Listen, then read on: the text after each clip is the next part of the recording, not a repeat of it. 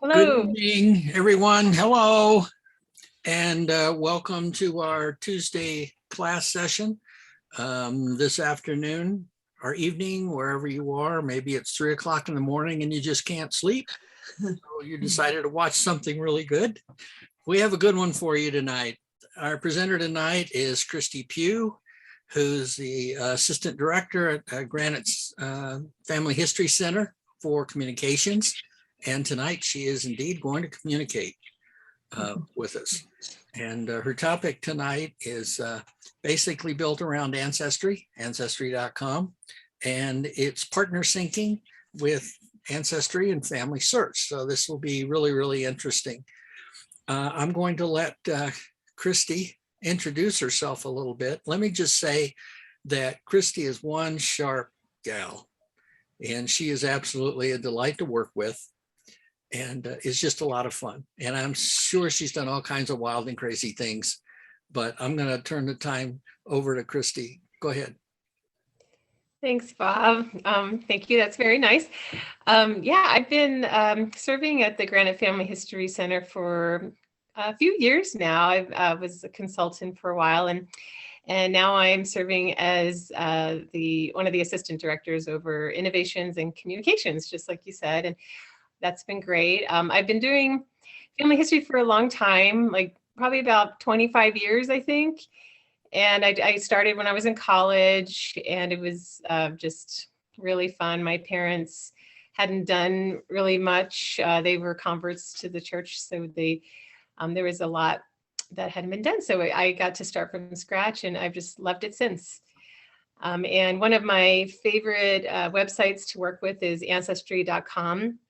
I'm not an expert. I've just used it a lot, and I really enjoy it. I enjoy the features and all the records, and I really like this feature they have to sync with Family Search. So if I find information on Family Search, I can move it to Ancestry and vice versa.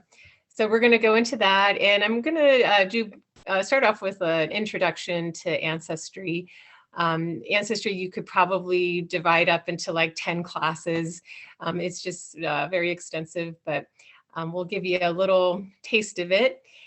So let's get started. The benefits of having an Ancestry account. So if your tree is only on Family Search, I just say I recommend getting a tree somewhere else. And Ancestry is one of those places where you can have your own tree.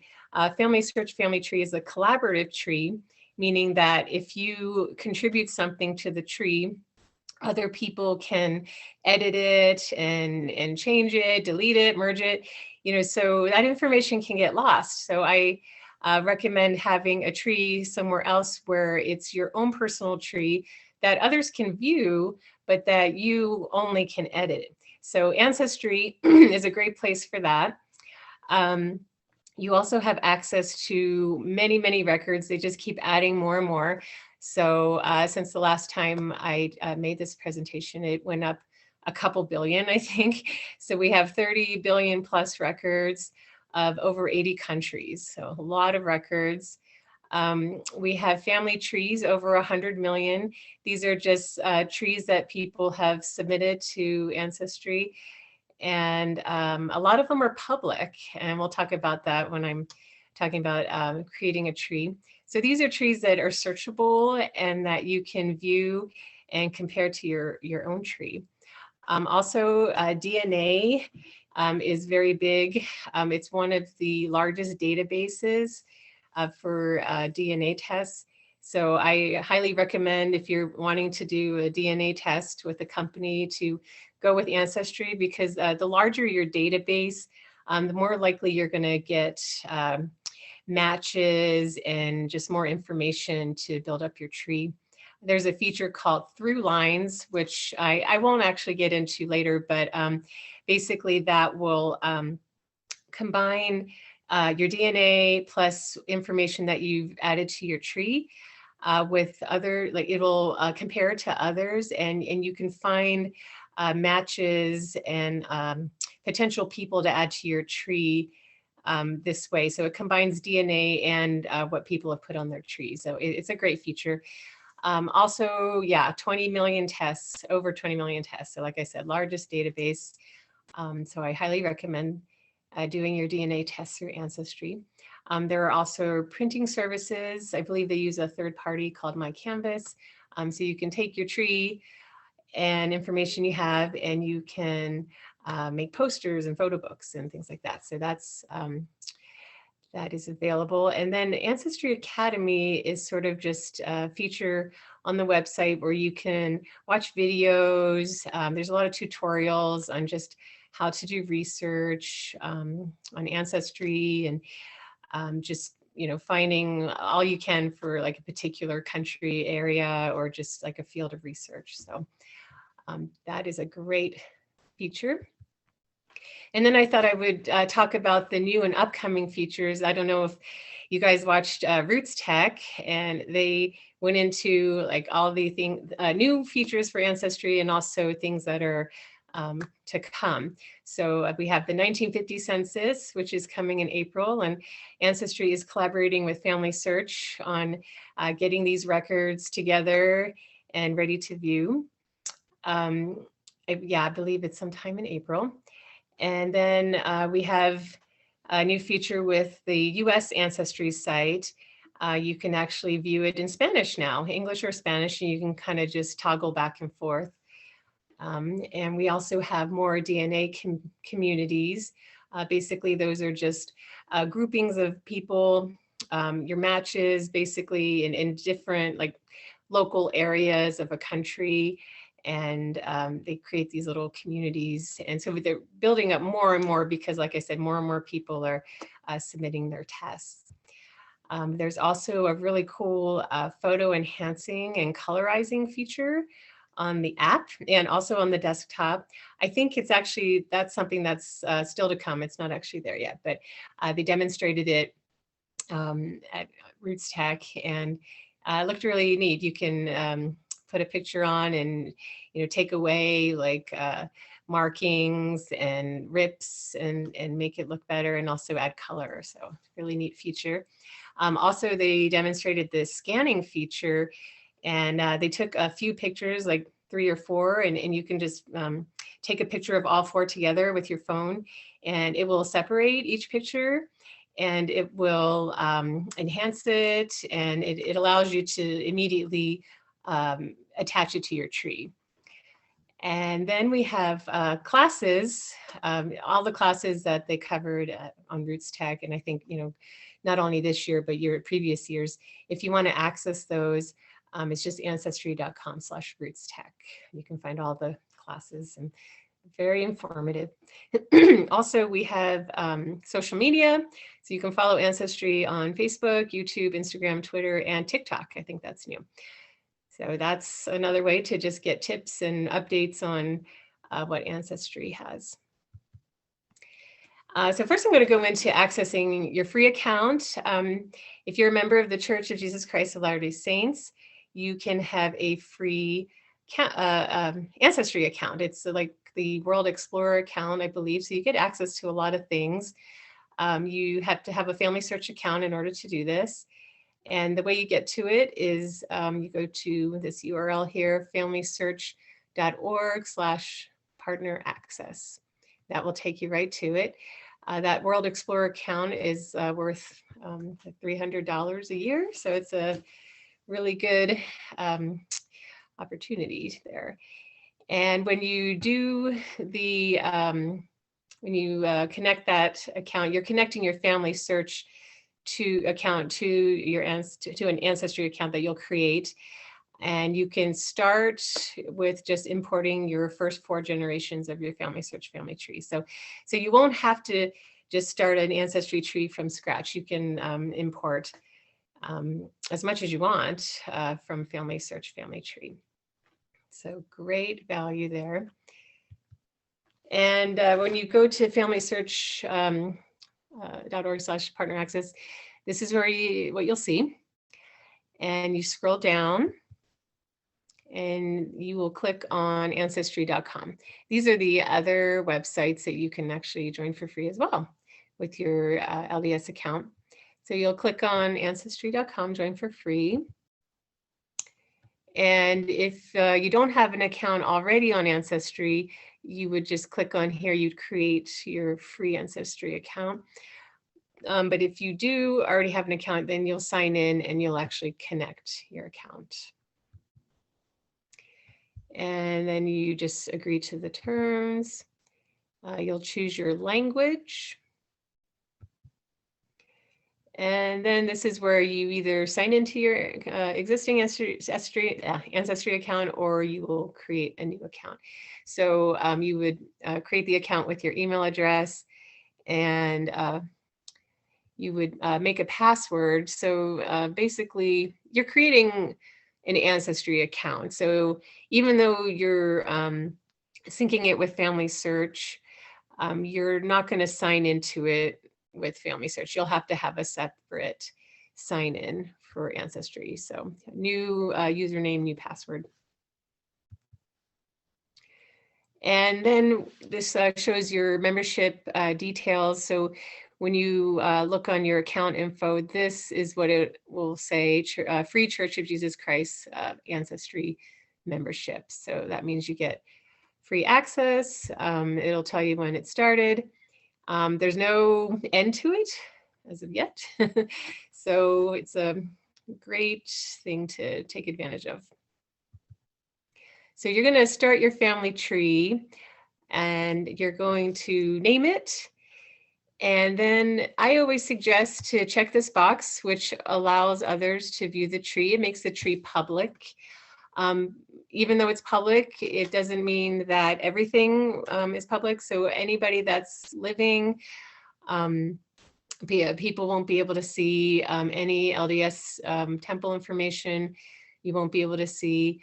You'll just share information only about those who have deceased. So some people choose not to. Some people want to have everything hidden. And then what happens is if you create a private tree, and people are doing a search, and if you have something, if you're a match for that search, you'll still show up as a match.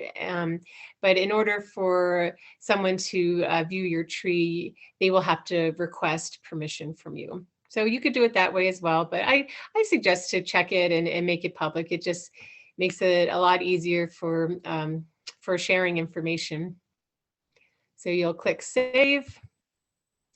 And then you can import the first 4 generations of your Family Search family tree. So you'll hit continue, and then it uploads. And then you get your tree. I've started it here with my great-grandmother, but you would get the first 4 generations. So this is how much you would get when you upload the first 4 generations. And then later I'll show you how you can actually upload more. Basically, you would click on one of the end people here, and you would, I'll show you how, but you'll be able to import 4 more generations from that end person. So you can click on every end person here on your 4th generation, and you can add 4 more generations.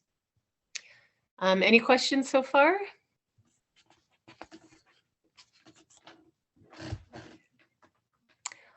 Okay, so. Not seeing anything, Christy. Nothing, okay. So let me just show you how to, another way of importing a tree on Family Search. You'll come over here to trees, and you'll go down to where this red dot is, create and manage trees. So you can either just create a new tree from scratch. So if you click on that, you would, and you can have, by the way, you can have multiple trees on your account. So if you wanted to create a new tree that was maybe your husband or wife's line, or your mom's, or like if you want to separate your mom and your dad's lines, you know, some people will do that. You can create a new tree. This would just start purely from scratch. So you would just enter in the first person and continue on from there. You could input, this is another way you could import a tree from Family Search if you didn't start it off that way, or if you wanted to do it again. And then another way is to upload a JETCOM file. So a GEDCOM file is just a way of storing information from a tree. So it's read by multiple family search websites and software programs. So like you can actually create a GEDCOM file of your ancestry tree, and then you can move it over to like Find My Past or another website. So if you have like a GEDCOM file that you've imported or exported from another website, you can upload it and make your ancestry, you can make an ancestry tree from that GEDCOM file. That's a great feature. Okay, so back to the tree. Now that you have your tree, what do we do? You know, where can we start? So what do we see here? We have these little green leaves. This is a great place to start because green leaves mean records. There's a record that could possibly be a match that your ancestor would be in. So I suggest clicking on those. Let me just take a look here. Okay. So let's say I clicked on Petronella. This is my great-great-grandmother from Sweden. And you can see she's got one hint. So if I click on that, it takes me to her hint. And this is a record that looks like a very close match. Her birth date is the same. You can see this is what I have up here. And that matches. And then I know that's her husband's name, and it's over here. It's kind of nice. They have the family members, the vital information is just kind of all there to compare and see if you want to attach it. So if you want to attach it, you're going to click on review. And then this is what pops up. You're going to compare the details side by side. And so you'll say, yes, you want to save that information. And then you can also look at the image as well. So I can see maybe a little bit more information that was transcribed. Here it is zoomed in. So I can see here it is Pernilla Nilsson. And even though she was a Nils daughter, it seemed that she went by Nilsson. So maybe it was at the point where they just started keeping all the last names with son instead of daughter. They kind of stopped that, I think, in the late 1800s in Sweden.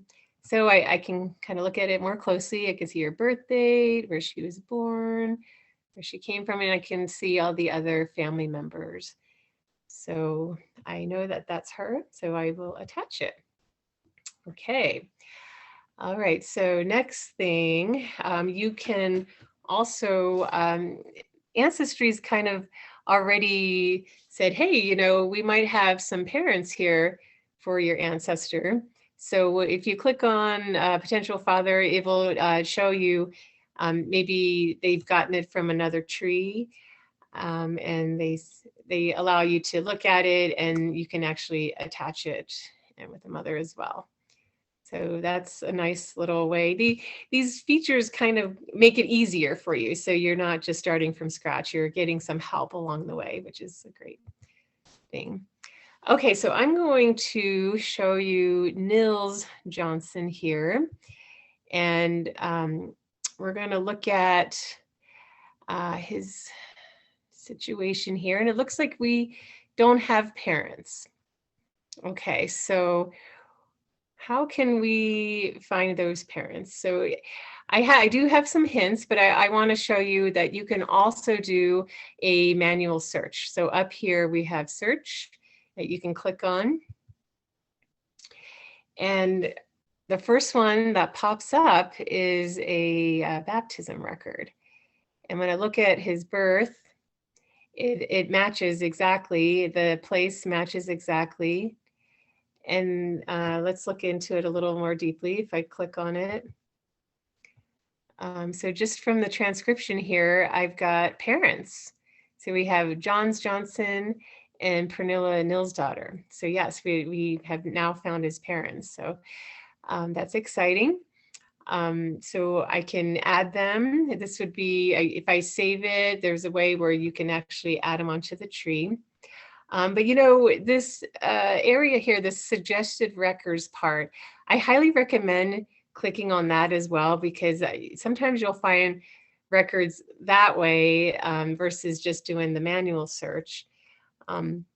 So as I was doing that, well, actually, I went to one of the parents and I clicked on suggested records, and I found a sister that I didn't know about. So this is Johanna, John's daughter, and we've got the same birthplace. We've got, she's just a little bit younger, and we've got their same parents. So we have a sister.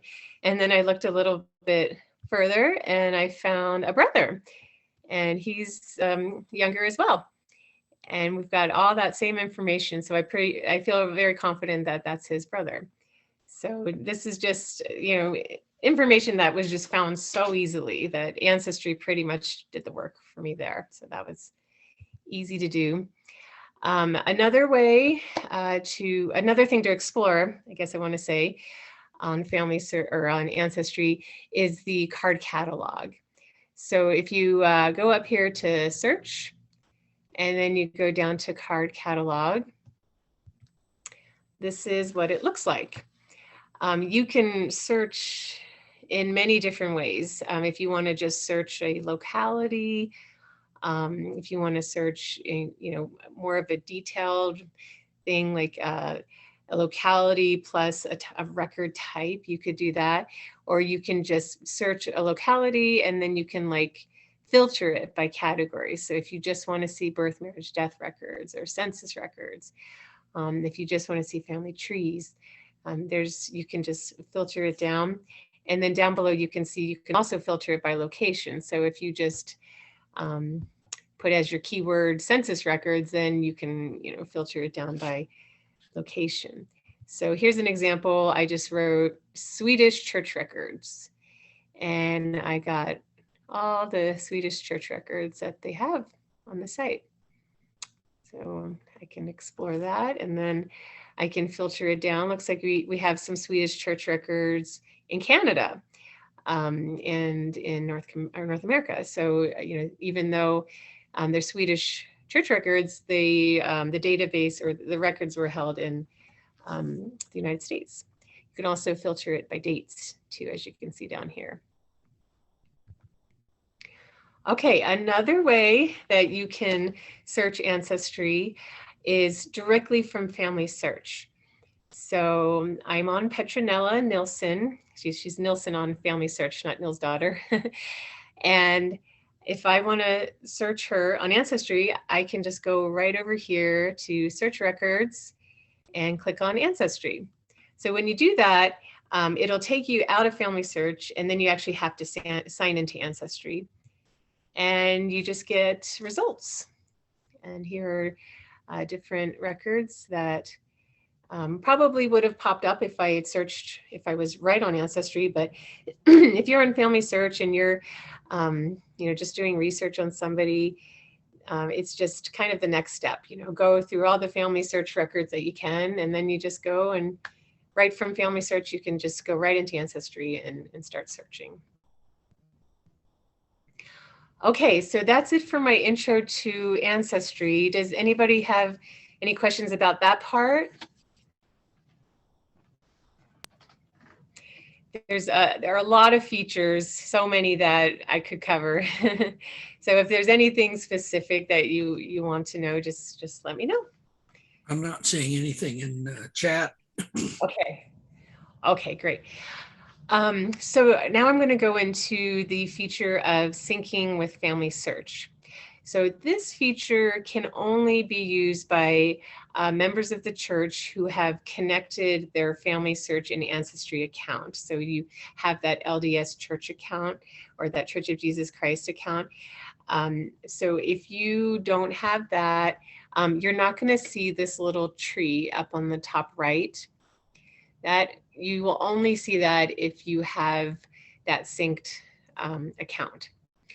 So if you don't see it, and you should, You have to think, okay, did I actually connect my account?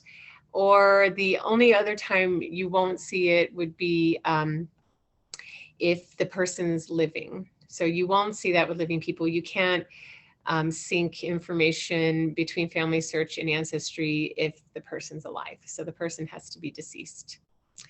So what happens when we click on the tree? Okay, so first of all, it's going to want to try to find your person on Family Search. So this is Petronella Nilsson. And the nice thing is it shows you here the ID number on Family Search. So if you're not quite sure if this is the person that you want to connect your Ancestry person to, you can just open another tab and go on your Family Search family tree and look at that ID and see if that is the right one. So if it is, and I can just tell with the date and the place, this is her, you'll click on her in that circle there in front of her name. So once it's highlighted, it will pull up the information about her on Family Search, and then you can compare it side by side to your person on Ancestry. And you can see birth matches, you can see the relationships match, and everything looks good. So you're going to want to click on Connect Person. So this is really important. You don't want to click Add to Family Search.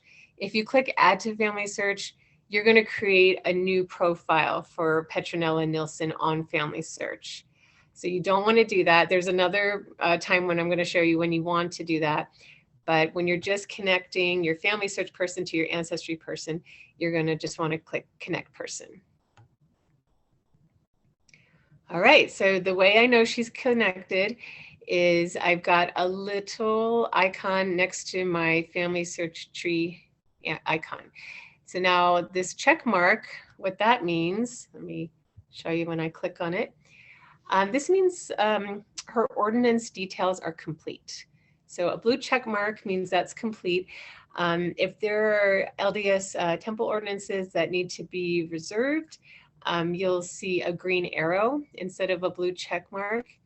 If you see an exclamation mark, I believe that means you're not able to reserve them for whatever reason. There's not enough information, or there could just be some data problems. So you'll just have to go on Family Search to kind of see what's going on there. And the way you do that is you just click on View this person on Family Search, and it'll just take you directly to that person with that ID number on Family Search. So I'm going to start with Compare Person on Family Search. And actually, before I do that, let me just tell you as well, if for some reason this, like when you click on the tree, it's not working, it's kind of behaving funny, like I think it ends up kind of like flashing a box that says something about error or something. If you see anything like that, what's probably happened is when you connected that person initially to that ID number on Family Search, that ID number has changed. So you know on Family Search how you can merge people. So if that ID number that you originally connected with your Ancestry person, if that was merged into another person with a different ID number, that person now has a new ID number. So Ancestry is just confused, like, okay, where did that ID go? That's what it's looking for. So what you want to do in that case is you want to disconnect your person from Family Search. And then you're going to just reconnect them. So you'll find that new ID number and then you'll just reconnect them. So just a little tip there if it's not working. All right, so we're going to just go to Compare Person on Family Search. So what I have here on the left is my great-great-grandmother Petronella on Family Search family tree. This is the information that you see there. And then on the right, we have her on Ancestry. So this is how I'm going to compare side by side the information. And this is also how I'm going to exchange information back and forth. So I could, change one. I could change this one to Nilsson. If I did that, I would check the box, this box, and it would change it to Nilsson on this side. If I wanted to change it to Nils daughter on Family Search, then I would check the ancestry box and it would change it over here. Let me just show you what else we have. We've got birth, christening. If I keep scrolling down, we can look at relationships, and we can just compare that side by side. Marriages, children, do we have the same children? It'll tell you if there are children on one tree that are not on the other. And then we can look at the sources side by side as well. And everything has a box. So anything that you want to move over, you're just going to check that box. And here's an example here. If I wanted to move the christening over to here, it was abbreviated. And if I just wanted to change it so it is written out, I would check on the box here, and you can see, you can tell that this is how it's going to look. This is what's getting updated. It'll be green like that. Just for your information, the standardized format on Ancestry is just the first 3 letters. So you're actually going to want to just keep that on Ancestry, and you're going to want to keep this format on Family Search, the full month written out. Okay, so I moved over to Nils Johnson now because I want to demonstrate this adding relatives from Family Search.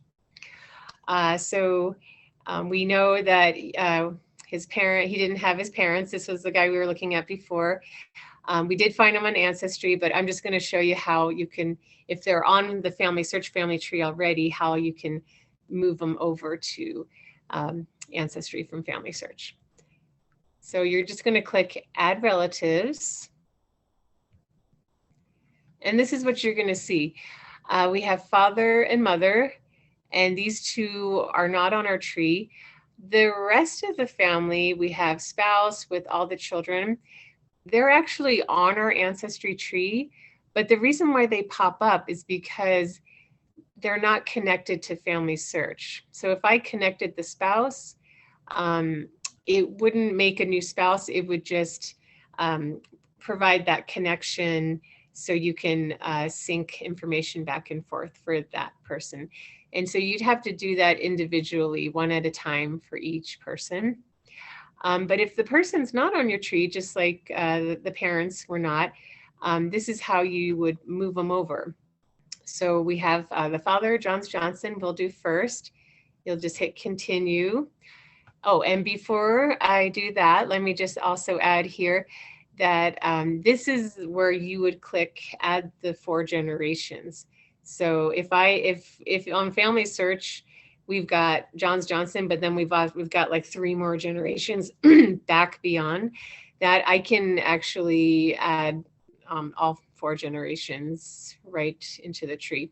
I do say to be cautious with that because the further back you go, the more people have worked on the tree, the more likely there could be errors. So I would say, you really want to look at what's on Family Search family tree before you start importing a whole bunch of people and information. But this is what you would click, but we're going to go ahead and import the father, Johns Johnson. So this is just saying this is who we're adding. It doesn't look like he has much information, so it might just be his name. And then we can do the same thing. You can see once you've done it, he disappears, so you won't see him anymore. And then you can just kind of keep going down until they're all gone. So now we're going to add Pernilla, Nils' daughter. So he married someone with the same exact name as his mom, as you can see. And then we have how we're going to add her. All right, so now we go back to his profile page, and you can see the parents have been added. When you open it up and you look at it, it's good to go ahead and go up to the tree icon and compare side by side, because not all the information comes over. For some reason, the sources don't come over. So you'll want to add those with the compare feature. I believe the marriage information, if you're going from Ancestry to Family Search, the marriage information doesn't go over. So you'll want to add that manually on Family Search. Christening, burial, that kind of information won't transfer from Family Search. So you're going to want to look at them side by side to just make sure you get all the information, because you can move it over through the compare feature. One thing that doesn't automatically come over are pictures. There's just not that capability of doing that. So if you want to add pictures from Family Search onto Ancestry, you'll want to look at one of the memory classes or something. But basically, you're just going to download the picture onto your computer from Family Search or from Ancestry. And then you're going to open up Ancestry or Family Search, and you're going to import it from your computer. So there's just a few steps there in order to move those pictures over, but you can't automatically do it. Okay, so those are the parents there.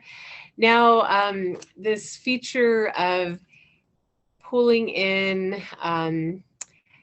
people from Ancestry onto Family Search the other way, that is done in a different way. So you don't use the tree icon for that. Oh, and by the way, you can see that he's got an exclamation mark. So basically that's saying you can't reserve temple ordinances. There's just not enough information. Obviously there wasn't any vital information on him. So that's why you see the little exclamation mark. So I'm using him as an example, his family, of a family where we have an extra person on the Ancestry tree that's not on the Family Search tree. So that would be Johannes Johnson. So he was that one brother that I found. It was Nils' brother. And here he is here is the family on Family Search. So there's John Johnson, Pernilla, Nils' daughter, and we've got 2 kids, but we're missing Johannes. We're missing the brother. So that's who we want to pull into Family Search Family Tree from Ancestry. So the way that you do this is you actually have to be on the person that you want to pull over. So that is Johannes Johnson. And what you're going to do is you're going to you're going to want to click on the icon here, the Family Search icon. And then it's going to pull up, it's going to try to find a match on Family Search. So this is actually another way that you're going to, kind of just see like, well, maybe he could be on Family Search. He might not be attached to the family on the tree. So if he's floating around somewhere else, or maybe he's with, a family that, with duplicates of the others, this is a way you could find him. But you can see there are no matches for him on Family Search. So we're just going to add him. He's going to be fresh and new on Family Search. We're going to add our Ancestry person on there. So this is when you're going to click Add to Family Search. So you're going to add our Johannes Johnson from Ancestry, your Ancestry tree. You're going to add it onto your Family Search family tree. Okay, and then it's just going to make sure he's going to go in the right place. So we are saying that we want to add him to his parents, John's and Pernilla, who are already connected to Family Search. And you can, double check, make sure those are the right ID numbers. And we just want to make sure he's going into the right place. And you're going to click on Add to Family Search. And it will tell you Johannes Johnson was added to the Family Search family tree. Okay, and then you go to Family Search, and there he is. So he's there and he's in the right place. And then once again, I would look at his profile. I would open him up, just make sure all that information that you have on him on Ancestry got pulled over, and whatever didn't, you'll just have to add manually. So I do want to just take a look at that. And then the last feature on here from the tree is the disconnect person from Family Search. So I went over that already. You know, the only time you pretty much want to do that is when you've got a new ID number and Ancestry is not reading it. So you're just going to have to disconnect and then reconnect. Okay, so that is it for my little guided tour of Ancestry and syncing with Family Search. So I was just gonna throw this out there. If you're, you know, wanting to just get some instruction on Ancestry, we can go on the Family History Guide, and there are tutorials on how to get started, and just it's broken down into categories about features on the site. So I'd recommend that, as well as the other learning tools that are on ancestry.com or Roots Tech. And let me just see if I have any other little tidbits to add here. I think I covered everything. So does anyone have any questions? Still not seeing any questions. Boy, it's a quiet group tonight. Well, yeah, Ancestry has a lot of features. There's a lot to learn, but it's worth exploring. You know, if you're stuck on your ancestor trying to find more information, sometimes even, you know, Ancestry will have, that has a lot of the same records as Family Search. But sometimes, like, the search engine's just different. The algorithms are different. So you do that same search that you did on FamilySearch.org, you do it on Ancestry.com. You might actually find them on that census record you were looking for, or you know, and you couldn't find them on Family Search. I've had that happen a lot, where I actually find it on Ancestry just because it searches it in a different way. And it could be vice versa too. Like, if you can't find it on Ancestry, you might search the same record on Family Search and find them. So it's kind of just gives you another chance to maybe see if your ancestor is on a particular record or database. And yeah, it's just, I mean, it's free, you know, and it has a lot of records. So you know, I suggest, yeah, what's that? Go ahead. Oh, I was just saying, you know, I just suggest exploring it and seeing what you can find, and doing your DNA too. That really helps with finding more people. I had, of course, I have accounts on both of them, and MyHeritage too. And the nice thing about them is when they find things, then you get an email and says, "Hey, we just found all of this stuff. You ought to go take a look." So I got one of those again today, and I took a look. This one was from MyHeritage, but the same thing from Ancestry. And I went over there and was able to pull together a bunch of people from the MyHeritage tree into Family Search. So great. If you haven't had a chance to look, to go to Roots, go to the Roots Tech Connect. You can Google it, Roots Tech Connect, and go in there, and just, there's so much stuff in there.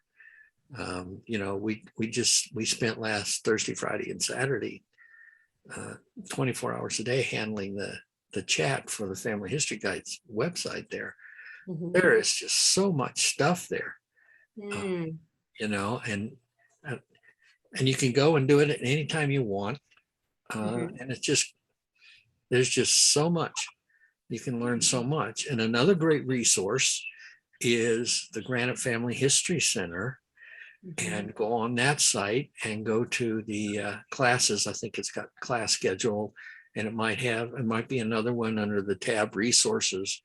And there are a number of classes there that we've saved over the last couple of years. And, you know, we kind of update them because nothing stays the same. You know, you would think that in genealogy, when you're dealing with a pretty much static group of people that aren't doing much, let's say, from where they are underground, that things would be pretty static, but it's just the opposite. Things are, we're finding, I hate to see this, but we're digging up new information all the time. Yeah. And the technology is just insane. It's incredible. Definitely. Yeah. I mean, every time I go on the tree, there are like more green leaves, more Yeah. tints, and with the DNA, like more matches. And I actually found a fourth cousin on my mom's line. My mom's line's really difficult because she's from Bolivia. But on the family search, that Find My Relatives feature, there was like a really close relative there that I saw and I'm attempting to connect with. But yeah, I mean, there's just more and more people just putting in information and putting in their DNA. So yeah, it's just good to just keep going on. If you're stuck and you can't find anything, just, try again next week. You might find something. Oh, there's no question. And what makes it really fun is the fact that you have Family Search and MyHeritage and Ancestry and Find My Past. They're all out there kind of jockeying for your attention. So they're going at breakneck speed, releasing all kinds of new stuff. And of course, we will benefit from it. And if you want to do something really fun, go over to the MyHeritage site and do the deal where you can animate photos. Yeah. That is really unnerving. I did Yeah. run crazy when you see that. I showed two to my wife today, one of our one son who passed away 12 years ago, and I animated one of his one of his pictures. And my wife just broke into tears, Oh. It's so uncanny. What you can do, and it's simple. You don't have to do anything. You basically tell it what picture you want, boom. But Ancestry is coming up with the same kinds of things, with the new colorizers and all of that kind of stuff. So Yeah. With the phone, with the app. Yeah, they're well, doing thank that. you, Christy, so much for doing Yeah. that. And I put there's a link, and Christy mentioned it a little bit in the Family History Guide. You can get to how to move over your tree from Family Search, and there's a link how to do that, and another one that Christy showed you in Ancestry in the Family History Guide and Project 2 on how to do that. So it's been great. And so thank you very much again, and everybody stay safe. This class will be up on the website probably within a couple of days. Usually it's up, and then you'll be able to view it whenever you'd like and go over whatever you'd like. So thank you all very much, and good night. Good night. Thank you.